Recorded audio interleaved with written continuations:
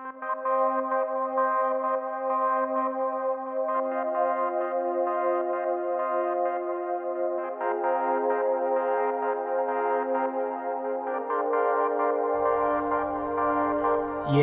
we bring reviews of your house, talk to our dudes of your house. I bring my views of your house, wrestling truths of your house. We talk to you in your house, we keeps it cool in your house, we keeps it cool in your house. I'm spitting truths in your house. Yes, Mark's hating on his fans, Becky's niche on the man. Play with two like a lion, household a dangerous alliance. I am a diamond like Cody, and I'm overcoming like Kobe. No, they cannot hold me. Come listen, I'm hosting, critiquing, I'm boasting. This wrestling I'm knowing.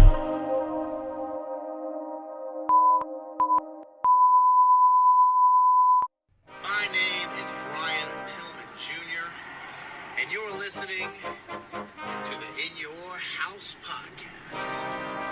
This is Austin Theory of Evolve, and you're listening to the In Your House pod.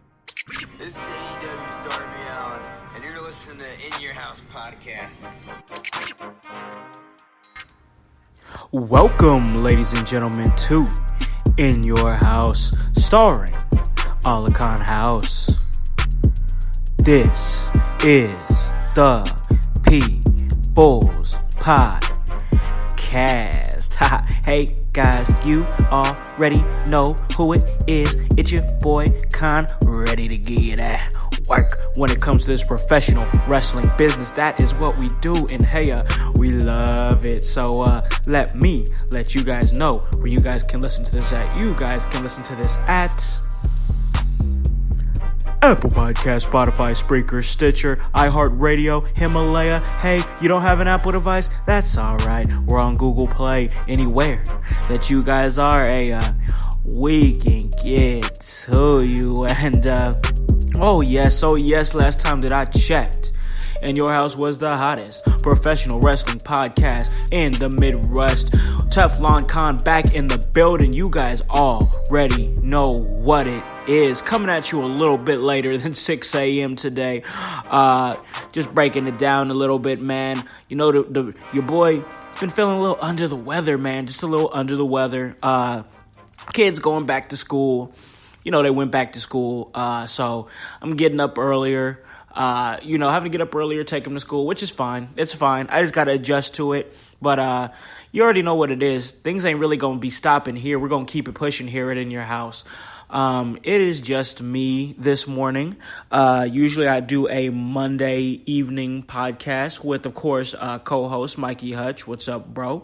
But he's at work, and last night I wasn't feeling it, a little bit tired from the schedule change, so we didn't do one, so it's just me today, and that's okay, because I did feel a little bit inspired to talk about Monday Night Raw, which I thought was pretty good. I thought it was a pretty good show. I gotta say, kept my attention, kept me off my phone, and that's one of the biggest things that we talk about here at In Your House. I mean, we really do. We talk about that a lot.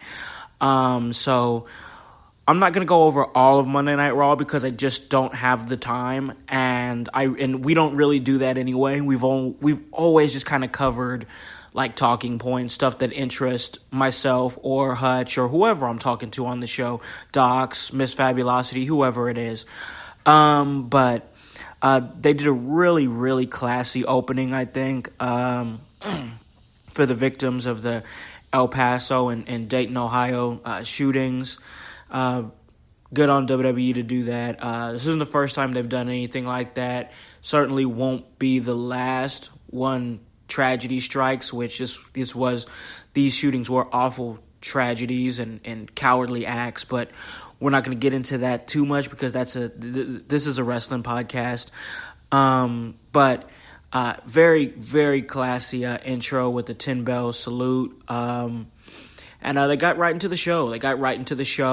Samoa Joe was inspiring throughout the night. I know we talk a lot about him here, about how he can cut a great promo, which is true, and how he always loses to roll-ups and pretty much is shocked and surprised, which is also true, sadly.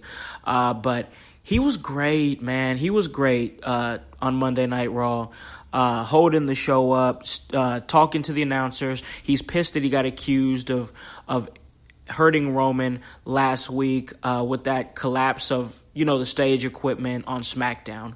And he's all up in Michael Cole's face, talking about what proof do you have? Bring up the cameras. There are so many different cameras there, and you didn't see me on one shot. Really good stuff, man. Felt good. The way Michael Cole was selling it was really good. He was saying we have a show to do, and he was talking about the poll on WWE.com and whatnot, and just good shit. Just good shit. I really enjoyed it. Really good. Kind of dipped out on the women's tag match a little bit. At first I didn't think Trish was getting that. I mean, I don't know. Is it just me? Correct me if I'm wrong out there in the household, but did Trish not get a big pop? Because when I went back and looked on Hulu, because that's a part that I missed. I didn't get a chance to watch the whole match. It's really the intros and the beginning of it. But it didn't seem like she got a big pop. So if I'm wrong on that, definitely let me know. But yeah, it didn't seem like she got that big of a pop. Like I said, didn't really pay too close attention to that. And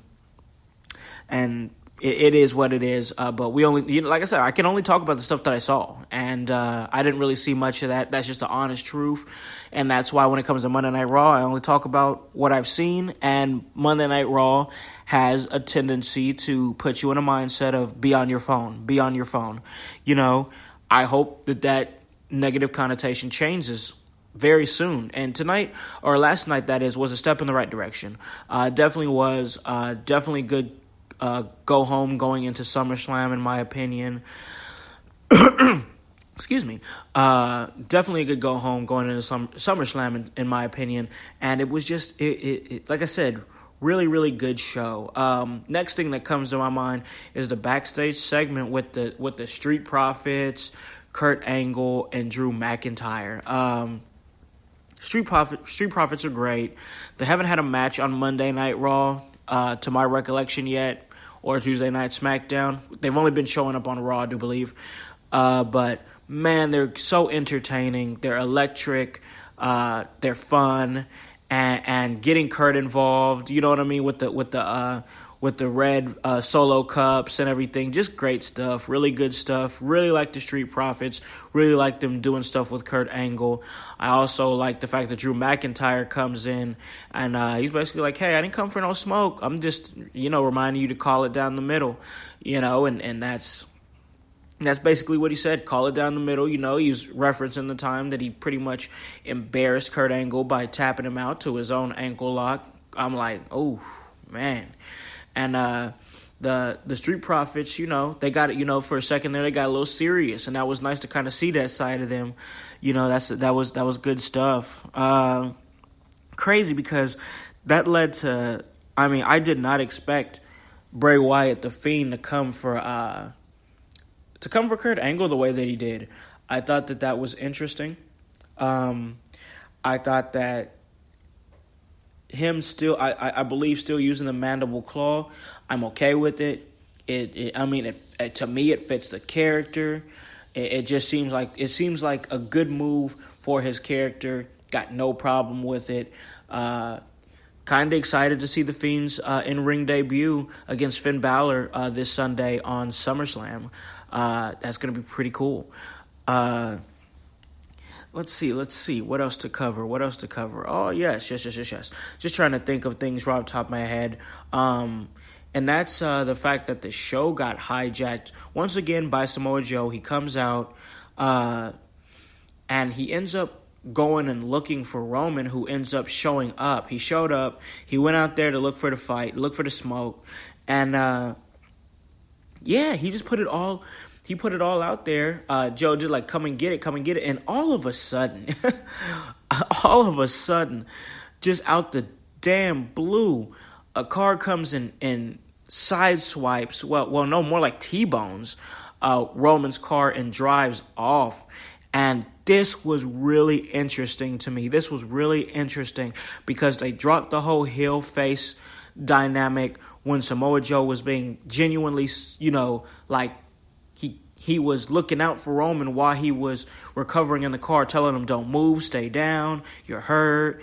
man, that was really, really interesting to me. Really interesting. I really dug that.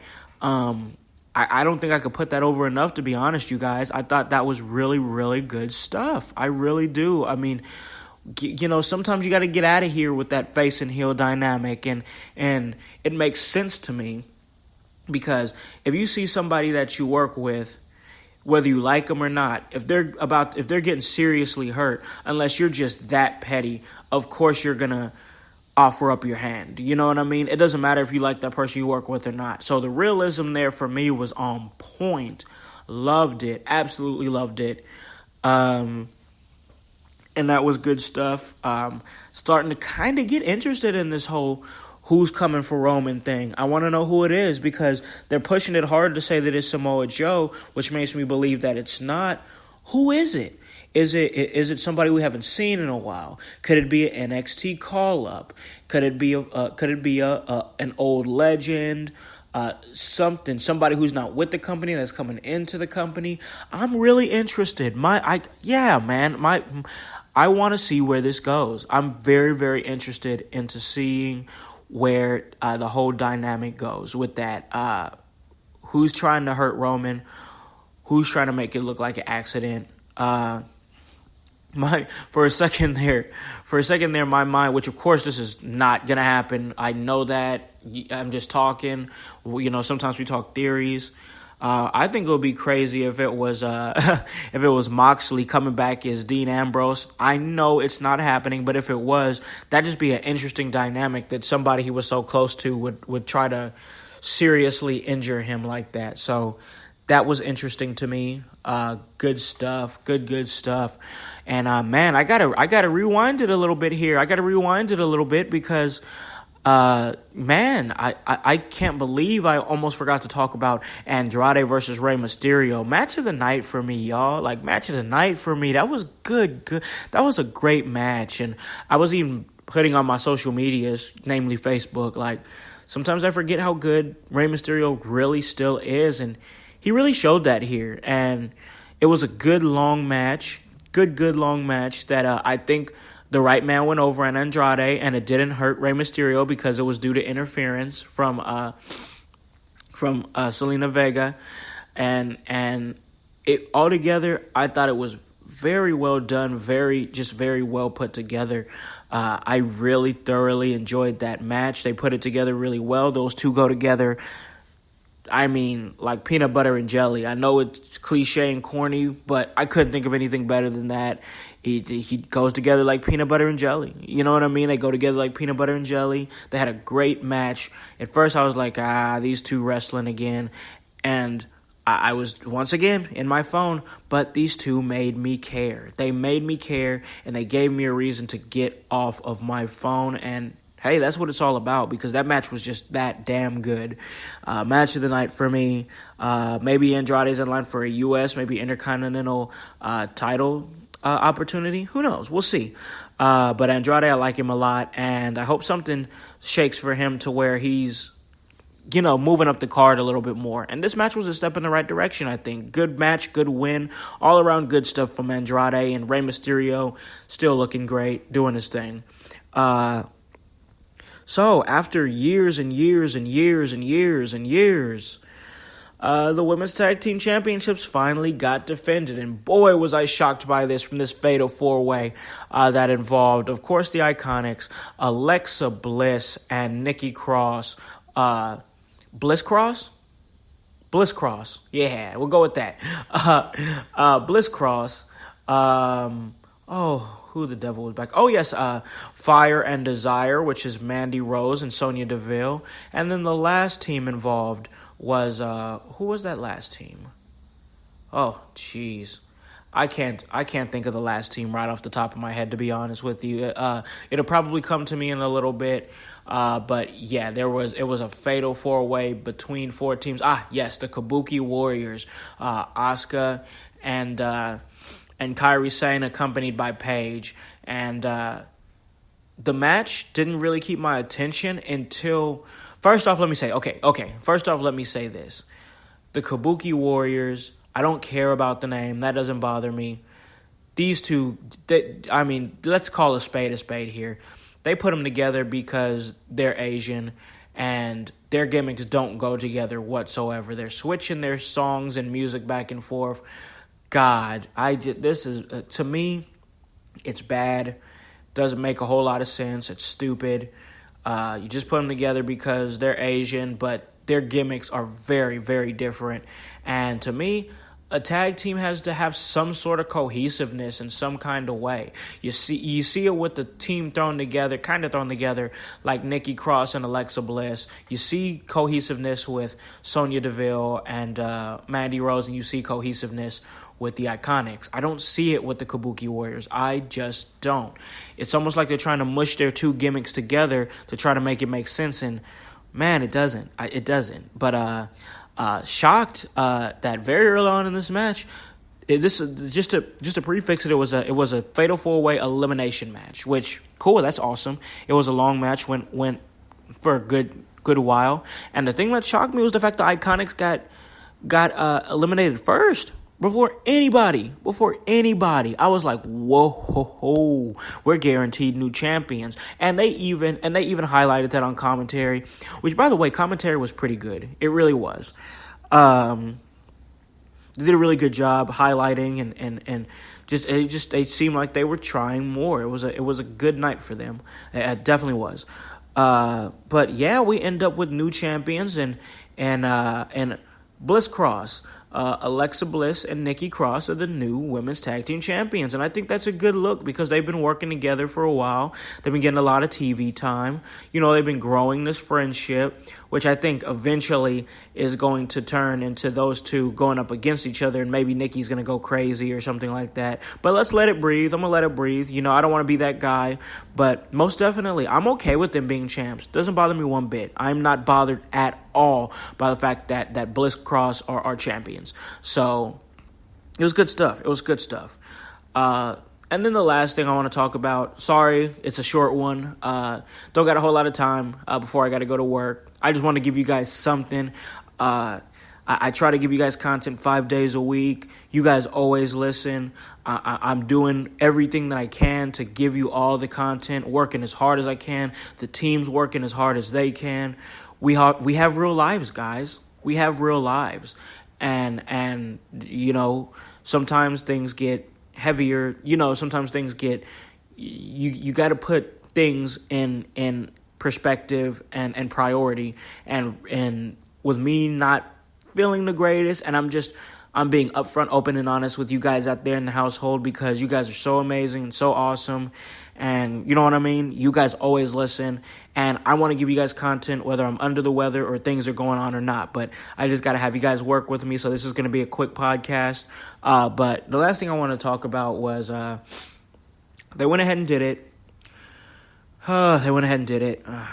They set up for Ziggler and Goldberg, and I have absolutely no interest in that match whatsoever.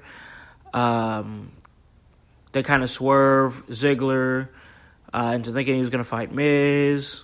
Goldberg comes out. He signs the contract after Dolph Ziggler had already signed it. To truth be told, I fell asleep during it and I just caught highlights. That's the truth. That's the honest truth. I'm not sitting over here lying. I just caught the highlights on YouTube and whatnot. But yeah, couldn't be any more indifferent to this match with, honestly, for the most part, two guys that I'm indifferent to. So I have no reason to really care. And you know what I mean? Dolph Ziggler's great in the ring. Just don't care about him. Goldberg, I just don't care about him anymore. Used to. I've said this before on this show, that I've been a huge Goldberg fan in the past, in my younger years. Not anymore. That's just the truth.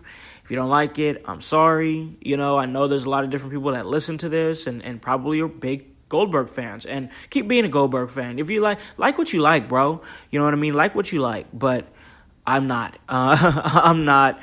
And, yeah. Overall, it was a good show. I think there were some down spots.